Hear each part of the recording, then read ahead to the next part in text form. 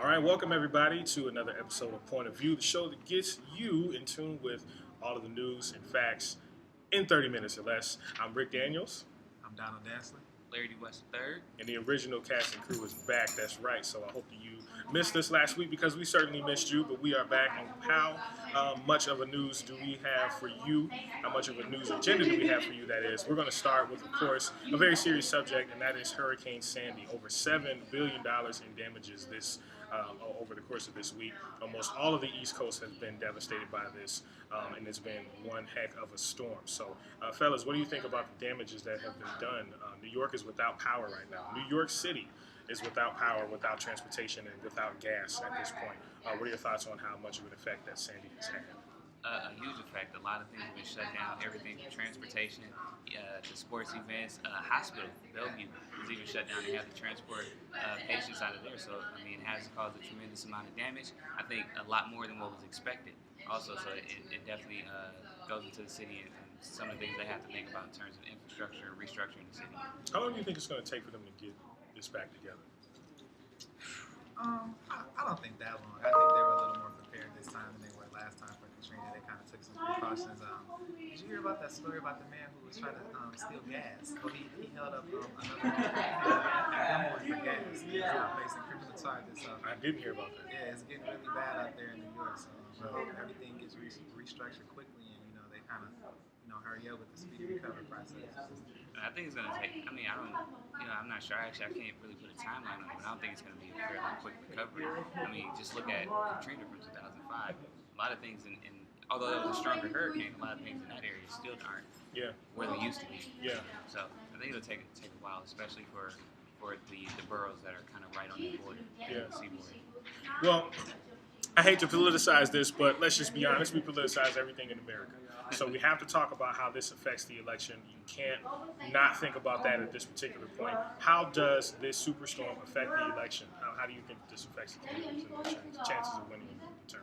A few ways. You'll have some people who may or may not make it to the polls now. So whether they're going to vote for Romney or Obama or whoever, they may or may not be able to make it to the polls. Also, this affects the candidate's stance on the government's role in terms of federal spending. As you can see in the headlines, it's been seen a lot about Romney's old position on FEMA. Now he got that and all those other things. And, with the storm coming along, now he kind of walks back some of those remarks and assures everyone that FEMA's safe. So I think that'll have an effect in terms of in that aspect. Tell me about the remark that Romney made about FEMA. I think that a lot of people don't really get what that means. So, FEMA is the disaster relief organization, funded through the federal government. So whenever we have natural disasters, FEMA is the organization that comes in and assists the city or state in terms of rebuilding efforts, in terms of evacuating individuals, in terms of helping them rebuild their homes and making sure they're safe. And so, of course, they're funded by the federal government. That's federal dollars. That's federal spending. And the Republican stance for a long time has been cut federal spending, rein in federal spending. And so during the primaries, when you had about 8 or 9 nominees at the time, the question was, I forgot what the exact question was, but it was somewhere around, getting federal spending. And the moderator asked, Romney in particular, does that also include disaster relief funds? And his response was that any opportunity that the state has to send federal money back, that's going in the right direction. We want to see the state take a more, aggressive role in terms of disaster relief, amongst other things. And the idea is, well, how can a state that's just been hit hard by a natural disaster, really recover on its own? But considering the way that FEMA handled Katrina, is that really a difficult state? Is that really that bad that he wants to cut some of that relief fund? What do you think? No, I think it is bad because the reality situation is that's needed. For one, you'll end up with states or certain areas like we've seen down in Louisiana where you have ports and neighborhoods that aren't able to recover. So you already have an impoverished neighborhood that's been hit hard by a natural disaster without any type of help. They were getting limited help from the state anyway. So how much more resources how are they going to get, without the federal government stepping in? And everyone knows the way that Katrina was handled wasn't, the best. We can say a lot more things, about it, but at the same time, you don't get a program like that. I don't think. Do you think that this will create jobs? Do you think the recovery efforts will create jobs along these schools? I think it will. think it'll create some jobs. It'll definitely it'll put some people to work, put some people back to building structure. Those really blue collar jobs, those middle class jobs that Obama really talks about the stresses. I think it will create some jobs. Granted, it won't stimulate a lot of them, and there'll be some jobs they'll kind of be, I don't know if you want to call them seasonal, but they'll be kind of like disaster relief effort jobs. But it'll definitely stimulate some and pump some money back into the economy, get some people to work for even if it's a short amount of time. Well, our thoughts and prayers go out to all those affected by Hurricane Sandy. I know my parents were in Brooklyn at the time. My father was headlining a conference, and they just got home yesterday evening. They were supposed to be back on Monday, so it certainly did affect those visiting and those who are permanent residents. And so, again, if you would like to donate, you can do that through your local cell phone company, as well as a number of major retailers, Target, Walmart. They've all got different ways that you can donate to the relief efforts. Anything will help. Anything will help. So please make sure that you are contributing to that. Final thoughts on Sandy? Anything? As Rick said, definitely hearts and prayers go out to the families. I do believe that they'll rebuild, no matter how long it takes. I'm pretty sure that East Coast will be back to its vibrant self in a fair amount of time. All right. Likewise, I definitely agree. What are you guys doing on Tuesday? Voting, man. I won't be voting Oh, because yeah. I voted early. I voted early. You voted early already. Okay. So I'll be watching those long lines from a distance. Right. Well, I'm going to be voting tomorrow morning, actually, because I'm going to be out of town speaking at Sonoma State on Monday, and I've got a red eye to catch back on Tuesday. There's no way I'm going to be able to make the polls, so I know I've got to vote. But Election Day is upon us. I think this is a wonderful season. Just before we get into what the polls are saying, what's the difference between this Election Day and the last Election Day? Seems to be a different aura, if you will, in around the whole voting season in 08 versus now. We're no longer voting for our first black president. He's technically going to be our first black president in his second term if he does make it. So, it's still history, but it doesn't have the same effect. Why is that? I mean, I think 2008, I think you've seen a lot of, older people who never thought they'd see this day come. You've seen a lot of young people coming out. You've seen celebrities. You've seen athletes. You've seen movie stars really publicizing and trying to get out and push for this vote. And I think it still has that same point because, granted, he is a second black president running for a second term, but it's just not the same feeling because it isn't the first anymore. It's the second, they're trying to get him to repeat.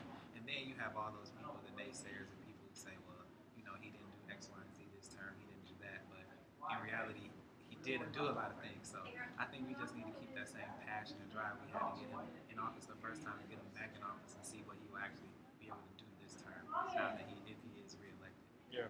Also, a lot of things that were going on before aren't really going on now. So back in 2008, granted we did, have a lot of excitement about that being our first black president, but you also had us coming off of just about the worst 8 years, in America's history. You had the economic downturn that was just starting to happen.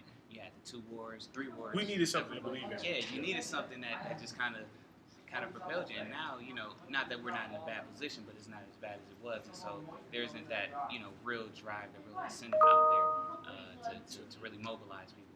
So I think that's a lot of why you see kind of just not as much excitement around it. Yeah.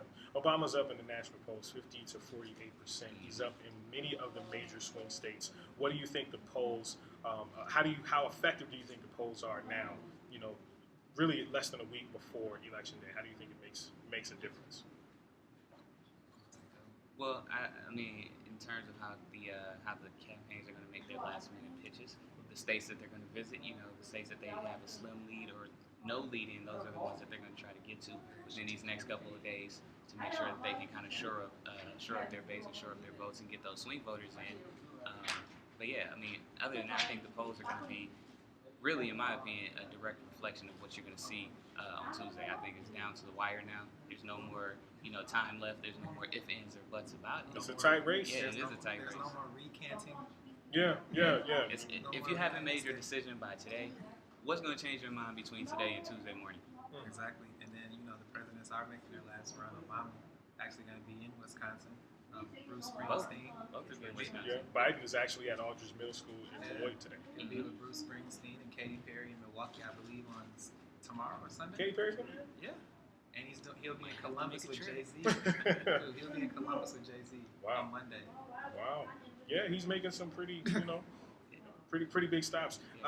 When you talk about, and this is not to go back to Sandy and the political aspect around it, but that just goes to show that a lot can happen in just a short period of time. Seeing that Obama was endorsed by Governor Chris Christie, he was endorsed by Bloomberg, he almost got sort of a bipartisanship endorsement. And let's just call it what it is. That can be considered an endorsement because there were a number of Republicans who were upset and he gave the president credit. I think the president did a great job handling that event. That type of 11th hour event can change a presidency. How do you think that Sandy can change how people think about Obama and how he handles things now versus Romney? Because truth be told, Romney didn't have a place to do anything with Sandy. Right. And I know if I were affected by it and he came shaking my hand, I wouldn't be happy with that because there's absolutely nothing that he can do at this point but sit back and watch. So how do you think this will affect the election and people who are going to be voting for him or voting period on Tuesday? I think it gives them a little bit more of a boost, I guess, to get out there and really cast their vote for him if they weren't going to or if they were. But at the same time, it really just it shows leadership in a sense, and that's kind of what people were looking for at a time of natural disaster, at a time of mourning, and different things like that. You see the leader of the nation out there, and not just off in some other state. Although both candidates did get back to campaigning, shortly after it, during that time, they were actually there with them, consoling people, talking to people during the tour, seeing what the damage was, and not just running their mouths and spending money in other areas. Yeah, big time. October jobs report was released this morning. You can find that on CNN.com. It says that the unemployment rate it rose slightly to 7.9%, but there's also been 151,000 new jobs added in October. How will the job report, and this is probably the most important job report in the Obama administration, how will that affect the election? And what about the unemployment rate? What do you guys think on that? I don't think it'll affect it at all, because I think what you see is pretty much the same thing you've seen for the last month or the last 2 months.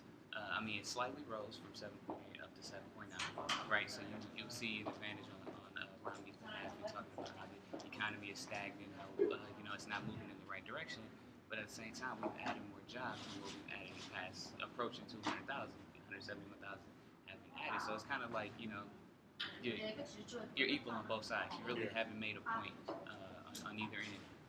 Yeah, it's just a balancing act. I think, it's stagnant, but if you go back and look from where, I don't think people feel like, they say it's stagnant through these 4 years, but if you go back to the previous 4 years on where it was, like, it's decreased tremendously. And then all these jobs are being added, and nobody really talks about that. They just talk about it being stagnant. And also, I hate to say like a disaster would, I hate to say a disaster would help this, but it actually will, because now, granted, like, people are losing power, and some people lost their family. That will kind of create jobs, and it will, help with that unemployment rate, and adding more jobs through like the months of November, December, and into those months. My whole thing is, what happens after this? What will we see from each side, no matter who wins, moving forward past November? As you mentioned, this is a possibility where jobs will be created in that area, and that could contribute to the unemployment rate going down or up. It have either effect, but what happens when it's done and it's over with? Is the economy really up to the president? Because in all due respect, when we had a really great economy and the surplus was there, the deficit was, it was in a better position. Frankly, it really wasn't up to the president about, what was going on. You think about the last economic boom we had, which was the technology boom in the 90s. President Clinton presided over really the best economy since World War II, or post-World War II era. But was that really his doing? How much of an impact does the president have on the upswing or downswing of the economy? Government, I think people don't realize government is only one facet of the equation of what's equals, booms or like peaks or troughs in the economy. You have to take in consumer spending, you have investment, you have government, and then you have imports and exports. Those are all the facets that make up, whether the economy is moving or not. So that one piece of government, specifically the president, really doesn't really control whether, if jobs, control the peaks and troughs of the economy. To some extent, you have some bills that are passed, you have some things that he can control, but for the whole part, it's not really.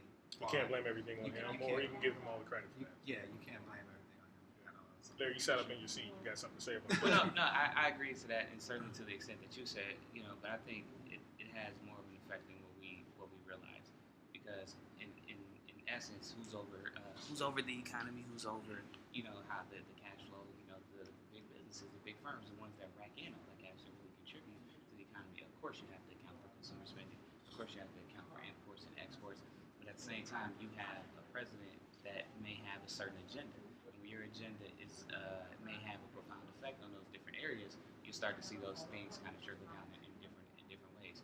For example, with the entire thing with Obamacare, what that will do in terms of insurance companies, what that will do in terms of employers having to provide insurance, that has an effect on how many people they'll hire, how many people that they're going to lay off, how they feel about the situation, and that's a direct reflection of the president's agenda. It's kind of what I'm saying. Yeah. So I think in many ways, it kind of whoever the president is and his or her agenda kind of feeds into the mind of those who kind of really have a true control of it. Now, one thing that Obama has done is he has increased the deficit. How can we get the spending under control? Well, a few ways. I mean, you're gonna let's just say it. People don't want to hear it, but you're gonna have to cut entitlement programs. You're gonna have to cut federal spending in many different areas. You're also gonna have to raise revenues and raise taxes. That's common sense, common knowledge. Well, tax cuts one of the biggest things that got us into this position Right. anyway. So Right. I think that if you're going to vote for Obama, he was never quiet about raising taxes, ever, at any point. I do remember him saying that from the very beginning in his running for office the first term, and he's been saying that now. But when you've got the Bush tax cuts that put us here, and then also putting a war on the credit card, naturally, in order to do that, that's what you have to do to turn it back around. But as just Joe Smo who lives in whatever city and who has whatever job, whatever income, stuff like that may not necessarily matter to you, may not appeal to you. That's not what you want to hear. When you hear raising taxes, you're like, I only make $40,000 a year, and this is all I'm bringing home. Yeah. You raising taxes, that's taking more from me. I don't care what the country is going. It's about what I'm going through. So just that, I think that's I am a the country. buzzword, right? Yeah. I think that's just a buzzword when we say raising taxes. It's not really taking into consideration the best of the country. It's just self-agenda. Interesting point. Well, national news, man. What a week, or 2 weeks for that matter, of news.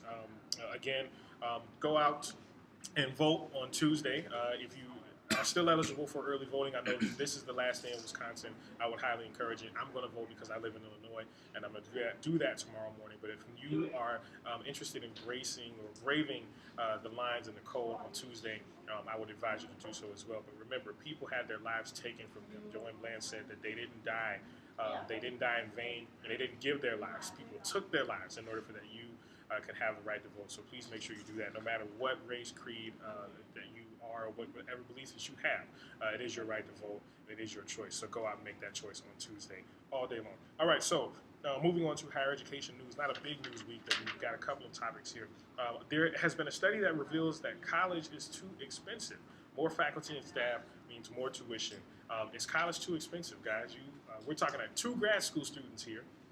I luckily don't have to deal with that anymore, but I have the pleasure of paying back my student loans, so I guess I can go ahead and insert myself into this conversation too. But I want to hear from you. Is college too expensive? In many respects, it is. When you have an institution that you come to and you pay $50,000, $60,000 a year to attend that institution, I think, just in many ways, that's ridiculous. And a lot of it doesn't necessarily have to do with the quality of the education that you're going to receive. A lot of it has to do with the fancy amenities that you're surrounded with. Great student union centers, great football stadiums, great sports programs, great, all these other things that aren't necessarily academically focused that you're pretty much paying for. The most newly renovated residence halls, fountains, just all these things that kind of contribute to the rising cost of tuition and the rising cost of colleges. Yeah, I think college is way too expensive as well. Especially, like Larry said, you're just really paying for your surroundings. But also, I mean, you got to look at some colleges where you're paying $50,000 a year, you're paying $60,000 a year. You're paying for that strong alumni network once you graduate. So depending on what you're going to school for, you might be paying $50,000 a year. But on the flip side, you may be making a job there where you can afford to pay that back, and then you actually have money to prosper once you're done. So what if I go to University of Chicago to be a social work major? I mean, You might end up one of the cases.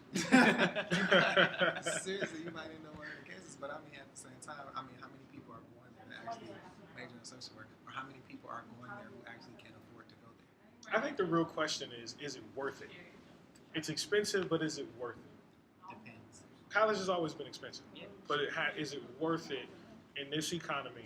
Is it worth it? It's getting to a point where it's not. I mean, in some respects, again, depending on what respective field you're going to. If you're going to the booming field, the STEM area, science, technology, engineering, math, or even business for that matter, you're going into areas that kind of guarantee, at least if not middle class, high income kind of positions. But if you're going into for the humanities, for example, you're going to English, social work, any of those areas. Things that won't make you much that money. won't make you much money. You graduate with all this debt and no way to pay it back. So should college become more industrial? Should we focus more on tech and more on industry versus versus less on things like that? Should that be the direction that the higher education system goes in? I don't think it should go in that direction. I think it should kind of stay where it is, but also have those options as well. Like you have your technical schools, you have those associate degrees, you have those schools that you kind of go to trades if you don't want to go to a four-year university. But strictly like kind of switching over, I don't think that would be a good idea at all. Because you need those people essentially. You need those are the ones that become the professors that teach classes that graduate students. Exactly. Yeah. You still need those students, so I wouldn't say switching over that. But trades and things like that are becoming more prevalent. Like let's be honest, college, 4 years of college graduate, that isn't for everybody. That's not everybody's purpose. That's not what everybody wants to do. Because it is a long journey to go through 4 years of college. Especially if you haven't had a parent or any type of role model in the house who has done it before you. So, yeah, but then we are moving towards more jobs that are geared toward students that have graduated from college, aren't we? In what way? I mean, yeah, in many respects, and like I said, in the technology field, yeah, and those booming, STEM fields, yeah. But what do you hear from these politicians? We're bringing manufacturing back. Who's here at Whitewater to go to school for manufacturing? Not very many of us. What jobs are we creating for? I just think it's crazy. I mean, and this goes back to this entire thing being to college being unaffordable. I want to go to school. I want to become a professor. That entails me going through undergrad, graduate school, getting a PhD. How much debt am I racking up to get to that point? And is it worth it when I get there? No matter what my contribution back to society is, I can publish all these great articles, I can teach all these great classes, I can't even survive at home outside of the classroom. What's the point of going? And I'm not saying that we shouldn't go to college, but what I'm saying is we need to make it more affordable. We need to bring in more options in terms of opportunities to pay for it. 5 seconds. Never mind. I need more than 5 seconds.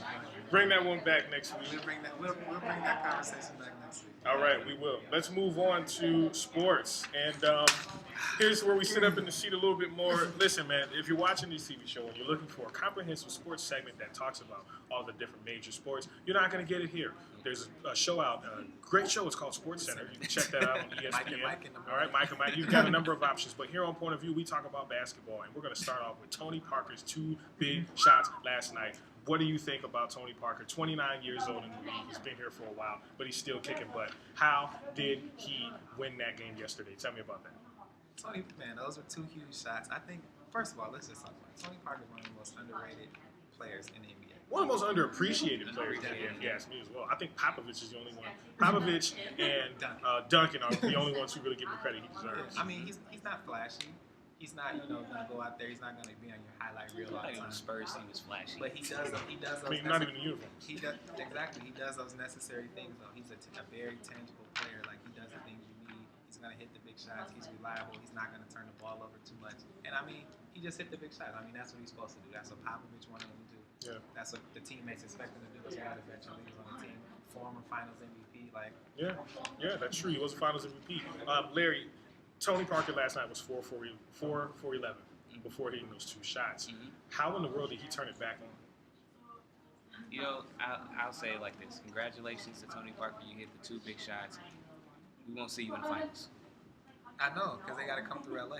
I mean, and I mean, just to go back to the whole idea of we'll get to that, but to go back to the whole idea of being 4 for 11. I mean, they'll have slumpish games when they'll come back and they'll do great things. I mean, he's a good player, but at the same time. But they're not championship material, is what you're saying. Not in this league. Not right now. Not right now. Last year they had potential. The year before that they had potential. And even, just this whole, just this last decade, they've been quality. However, but you keep remembering who they have to go through to get there. however, Well, you they're bring not up. there right now. Well, let's make that a transition because you bring up LA, which is starting to turn into an acronym for losing all the time. Wow. Now they've lost the last 10 games.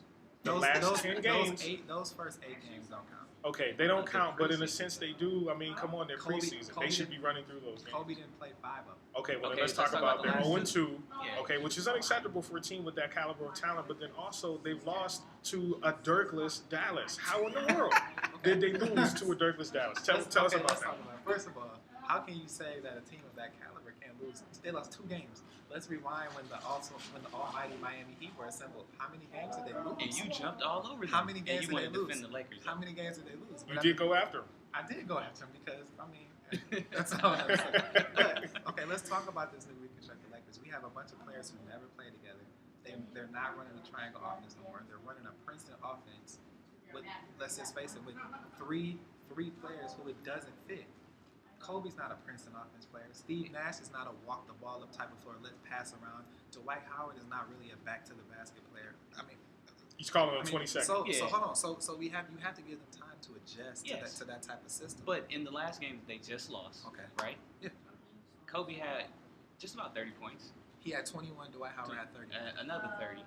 Steve Nash did go out. But when you have players of those calibers scoring, that many points, something's working, something's clicking, right? No. So where are the other missing pieces? Yeah. Is the question. Where's Powell? That doesn't Where's mean Ron? that doesn't mean that they're clicking. That just means Where is Ron? you have two. That just means you have 2 great athletes who can put the ball in the hole. Why? Okay, here's my question. Why in the heck are they running a Princeton offense? Because of their knucklehead coach who won't be there midway through the season. He's not going to make it. He's not gonna make Can Kobe be the first player coach since Lenny Wilkins? Because let's just be honest. That's exactly what he is. Yeah, that's true. Yeah, I think he has the potential to do it, yeah. Yeah. Do they even still allow that in the NBA? I don't know. That's a good question. Something to do some research on. Phil, we need you. We need you. Find out if you can be a player coach in the NBA and let us know what you think. Can Kobe be the first successful player coach? And we've seen successful player coaches, Lenny Wilkins, Oscar Rob. What's the guy's name? Got 11 rings. Oh, All-star. Bill Russell. Bill Russell. Bill Russell. He coached his team to a championship as a player. How in the world can they go out and do this? The Lakers, man, they got to step it up, man. 0-2 is unacceptable for a team. Now, 0-2 for my team, that's different, okay? Now, I love my team, but we don't have that type of caliber. Although we will make the 6th seed this year. I can see it. We're but I 1-0. think that's interesting. We're 1-0 going 2-0 tonight. Just want to put that out there. Miami Heat. I mean, who was your Beating the first? Who did you beat? You beat an old Celtics team who can't score. A Or Celtics defend. team Or that's defend. The better Celtics than have some firepower this year. A Celtics team that's better than the Dirkless Mavericks team They're that not- you all they're lost not, to. They're not better than the That's all Mavericks. I'm saying. No, they're not. Without Dirk, The Boston Celtics are not better than Dallas. even going without 7 Dirk. games with Dallas. Are you telling me you putting your money on Dallas? Yes. Oh my goodness. See, now you're just saying that for I'm the leaving. sake of No, your I'm argument. You serious. can't No, be I serious. quit the show now. You can't be serious. Dallas against a 7-game series Celtics. They still got KG. They still got Rondo. They got Jared Sullinger now. Mhm. And you know what he's going to do. Jared Sullinger, really, the man who jumps 2 feet off the ground and can barely play above the rim. But you Are have a y'all decent. Oh, you come have on, a man. decent He can get general in that Rondo, post and too. do what I he mean, needs to do. They have good quality players. Granted, they're old in many respects, but they have good quality players. I think Yes. they brought in somebody good to replace Ray with Jason Terry. Does he completely fill the void of Ray Allen? No, but he's a decent replacement.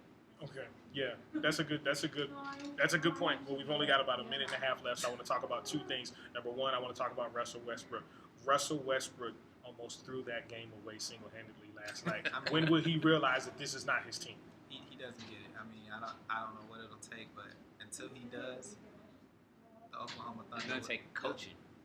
See, last night was symbolic for me because the only reason that Tony Parker got freed is because Russell Westbrook, he ran toward the ball instead of following Tony Parker. Yeah.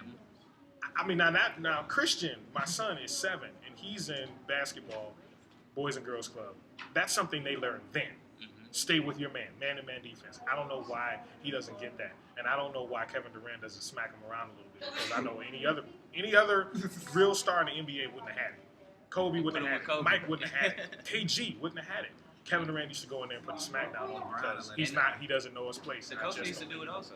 That's true. coach That's needs to true. do it They also. got a nice guy coach, and they need somebody with a little more force. All right, last 10 seconds. When will Rose return? You know what?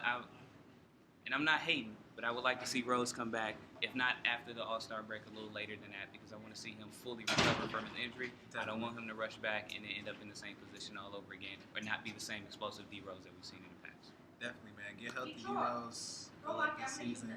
Yeah, you know, and a lot of players have dealt with that. Don't forget, Michael Jordan was out for almost a year in the '86, and that's when he came back against the Celtics and put up 63 points. So take your time, young brother, because you got a lot of talent left, and we don't have time left. So if you're watching this, which I hope D Rose is, because we need the endorsement, make sure that you at least put up a Facebook status about us. But that is it for Point of View. We're going to sign off here. We've got some changes coming up, guys. We're going to be starting an entirely new show coming up soon. We've been picked up by Cable 19, and we're going to make a full announcement somewhere down the line. But you keep watching, because we're going to keep moving this whole thing forward, and we're going to take you along with us. So thank you for watching Point of View. Again, I'm Rick. Donald Dantzler. Larry D. West III. Godspeed, folks. Have a great week. We'll see you next Friday. Peace.